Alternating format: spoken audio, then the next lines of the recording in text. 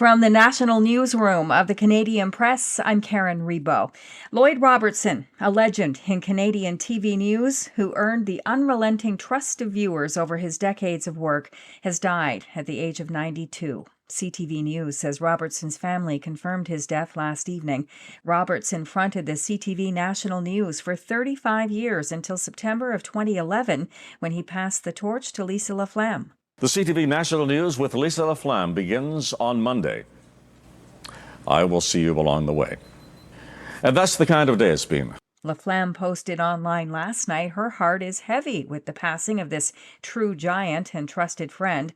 CTV's current chief anchor, Omar Sachedina, is also mourning Robertson's death, and in his own social media post, shared about their first meeting. That was in the building cafeteria. And I remember thinking at the time, here's this towering figure of Canadian journalism who remembers everybody's first name in the cafeteria and even the smallest details about their personal lives. He would always ask how their families are doing. He had this amazing ability to connect with people. Robertson won Lifetime Achievement Awards from the broadcasting and journalism industries.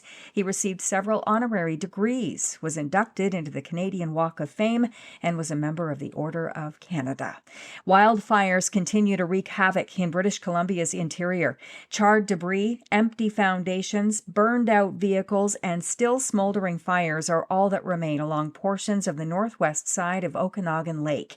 Canadian Press reporter Daryl Greer toured the lakeshore west of Vernon after the chief of the Okanagan Indian Band said the reserve looked like a war zone.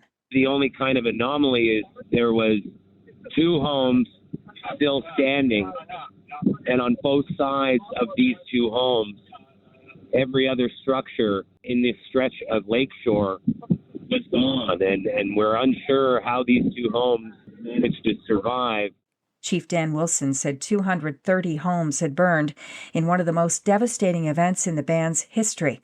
BC Wildfire Service officials are warning of the potential of more fires as dry lightning storms are forecast for later this week. Floods are a problem in southern Ontario. The mayor of Niagara Falls says crews are working to clear the drains after 2 storms dumped 250 millimeters of rain in St. Catharines and the nearby town of Lincoln in just a few days.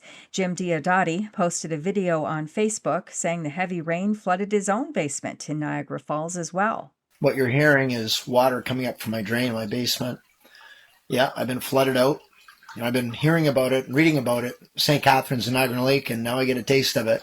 City officials say the risk of further impacts if another storm should hit remains elevated. This is the Canadian Press. In sports, right-hander Jameson Taillon is scheduled to make his Toronto debut today when the Blue Jays wrap up a 3-game series against the AL West leading Astros in Houston. The Jays acquired Taillon from the Chicago Cubs before Monday's trade deadline. Hunter Brown will start for the Astros today. Astros dropped Monday's opener before bouncing back last night with a 7-2 win over the Blue Jays. Blue Jays pitcher Trey Savage will have an MRI today on his left knee after he left last night's game in Houston before the start of the 3rd inning. There are 4 games in the WNBA tonight. The Toronto Tempo, though, have the night off. They lost their 7th straight last night to the host Golden State Valkyries. And in tennis, second-seeded Canadian Felix Auger-Aliassime will begin his National Bank Open tournament tonight in Montreal against Titouan Droguet of France. And in Toronto, Leila Fernandez of Laval, Quebec will play her NBO opener. From the Canadian Press, I'm Karen Rebo. Thanks for listening. Don't forget to follow and subscribe. For more of today's top stories, visit thecanadianpressnews.ca.